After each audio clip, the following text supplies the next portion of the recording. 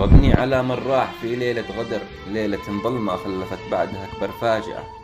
سالت دماهي بيد مخلوق من أحقر بشر، غدار ما صان الجوار. فيه الخيانة طابعة، صابه بطلقة غاشمة سوداء مليانة شر، خبيث النوايا زاحف مثل أفعى لاسعة. تكدر فؤادي حين سمعت أقسى خبر موت الرجال الصادقة، خلى عيوني دامعة. أرثيك يا أبو محمد وأنا والله ميت قهر، فقد النشامة في زمان الغدر قضية موجعة. كان للخير سابق وما يجي منه ضرر، فيها الكرم ومنفعة للناس من صميمه نابعة.